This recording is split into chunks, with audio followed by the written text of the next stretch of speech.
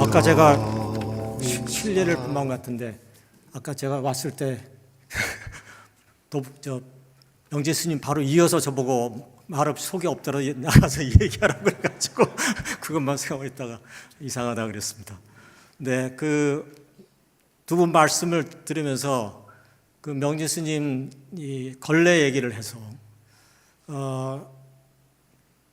그 상해 임시정부의 임시 국회의장도 하셨고, 그 김일성 주석이 자기 생명의 은인이고 아버지라고 부르신 손종도 목사님의 그 설교 중에 제일 유명한 게 나는 걸레가 되는 목사가 되겠다. 이제 이런 그 당시에 그런 이제 말씀을 하셨습니다.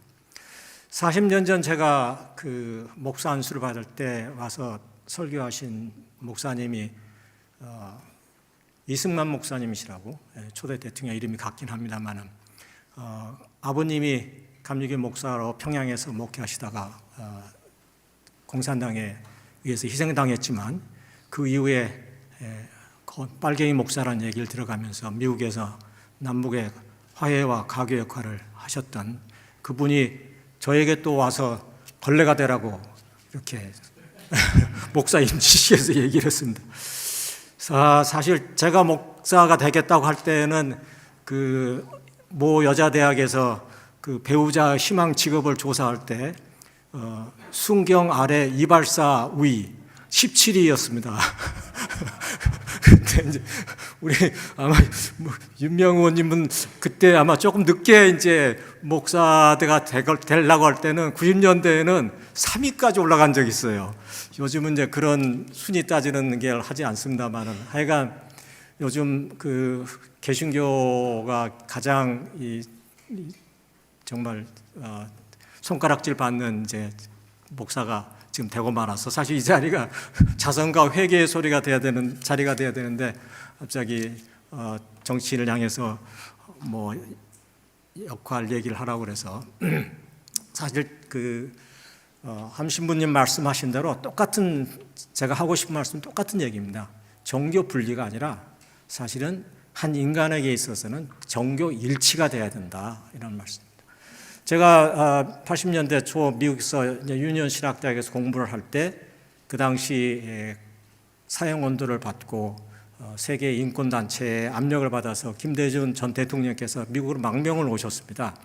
그때 유니온 신학대학에서 주는 메달상을 받게 되었는데 사실 유니온 메달상은 이제 뭐 한 대학이 주는 상이었지만 그때 당시에 남아프리카 공화국의 데스몬트 투투 주교도 그 유니온상을 받고 후에 두 분 다 노벨 평화상을 받았으니까 그런 이제 명예가 있는 상이었습니다.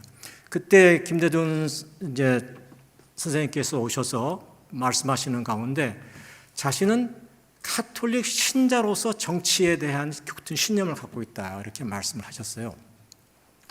그래서 그때는 뭐 유신 독재라든가 뭐 이승만 독재라 이런 걸 겪어온 사람이라다 보니까 정치 혐오 세대거든요, 사실은. 그래서 종교인으로서 정치인이 같은 이런 일치를 얘기할 때 굉장히 제가 그때 당시에는 반감을 갖고 있었고 동의하지 못했습니다. 물론 조금 생각이 달라졌습니다만은. 그리고 이제 제가 또 존경하는 문동환 목사님은 목사로서 신학자로서 후에 국회의원이 되셔서 활동하셨던 정치인으로 큰 업적을 남기셨죠. 그래서 사실 김대중 대통령께서는 정치인으로 출발하셔서 어떤 종교적 신념을 갖고 계셨고 문동환 목사님은 종교인으로서 출발했지만 정치인으로서 큰 신념을 갖게 되어서 사실 두 분은 같은 길을 걸으면서 서로 이끌어주는 그런 관계를 갖게 되었습니다. 사실 성서의 이제 예언서가 가장 큰 부피를 차지하고 있고 또 예수도 당시에 한 예언자로 불렸습니다. 예언이라고 하는 것은 미래를 점치는 그런 얘기가 아니라 예언서의 가장 핵심적인 것은 권력자와 부자에 대한 비판이었습니다. 사실 교회도 종교도 돈이 들어가면서 망가지고 말았고 사실 뭐 세계 뭐 자유민주주의의 뭐 근거라고 자랑하는 미국도 지금은 완전히 데모크라시가 아니라 크립토크라시, 돈주주의가 되고 말았습니다. 그래서 가끔 성공한 기업가들이 대통령이 되는 경우가 있는데, 이 사람이 대통령이 되면 나라가 부자 국가가 되고 그래서 자기도 덩달아 부자가 될 것이라고 하는 환상 때문입니다. 그런데 문제는 이런 정치인이 되면 우리 인간은 인생의 깊은 의미를 찾는 하늘을 바라보는 그런 사람이 아니라 개나 돼지꼴이 되고 맙니다.